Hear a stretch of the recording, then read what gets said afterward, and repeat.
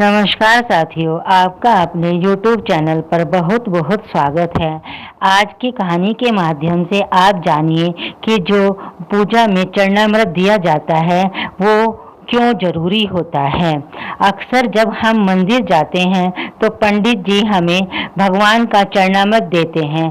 क्या कभी हमने ये जानने की कोशिश की कि चरणामृत का क्या महत्व है। शास्त्रों में कहा गया है, अकाल मृत्यु हरणम सर्वव्याधि विनाशनम विष्णु पादोदकम पित्वा पुनर्जन्म न विद्यते।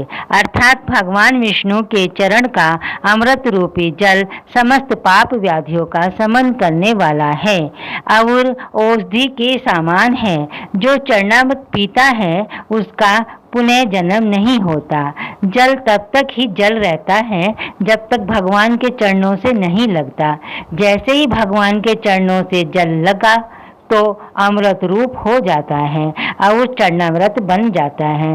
जब भगवान का वामन अवतार हुआ और वे राजा बलि के यज्ञशाला में दान लेने गए, तब उन्होंने 3 पग में 3 लोक नाप लिए।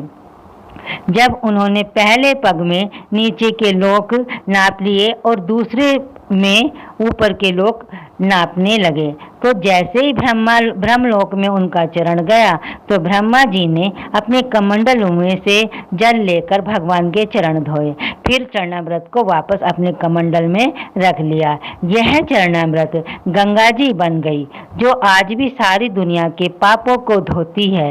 ये शक्ति उनके पास कहाँ से आई?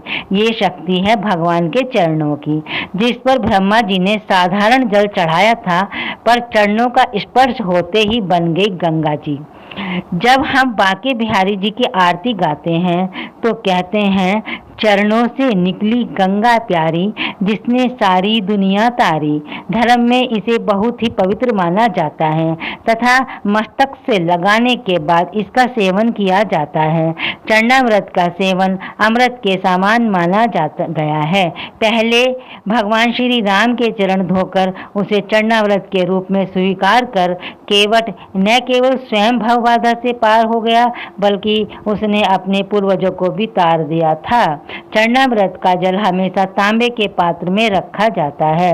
आयुर्वेदिक मतानुसार तांबे के पात्र में अनेक रोगों को नष्ट करने की शक्ति होती है जो उसमें रखे जल में आ जाती है। उस जल का सेवन करने से शरीर में रोगों से लड़ने की क्षमता पैदा हो जाती है तथा रोग नहीं होते। इसमें तुलसी जी के पत्ते डालने की परंपरा भी है, जिसने इस जल की रोगनाशक क्षमता और भी बढ़ जाती है। तुलसी के पत्ते पर जल इतने परिमाण में होना चाहिए कि सरसों का दाना उसमें डूब जाए। ऐसा माना जाता है कि तुलसी चरणामृत लेने से मेधा, बुद्धि, स्मरण शक्ति को बढ़ाता है। इसलिए यह मान्यता है कि भगवान का चरणामृत औषधि के समान है। यदि उसमें तुलसी पत्र भी मिला दिया जाए तो उसके औषधीय गुणों में और भी वृद्धि हो जाती है। कहते हैं, सीधे हाथ में तुलसी चरणामृत ग्रहण करने से हर शुभ काम या अच्छे काम जल्द परिणाम मिलता है। इसलिए चरणामृत हमेशा सीधे हाथ से लेना चाहिए। लेकिन चरणामृत लेने के बाद अधिकतर लोगों की आदत होती है कि वे अपने सिर पर हाथ फेरते हैं। चरणामृत लेने के बाद सिर पर हाथ रखना सही है या नहीं, यह बहुत कम लोग जानते हैं। दरअसल शास्त्रों के अनुसार चरणामृत लेकर सिर पर हाथ रखना अच्छा नहीं माना जाता। कहते हैं, इससे विचारों में सकारात्मक नहीं बल्कि नकारात्मकता बढ़ती है। इसलिए चरणामृत को लेकर कभी भी सिर पर हाथ नहीं फेरना चाहिए।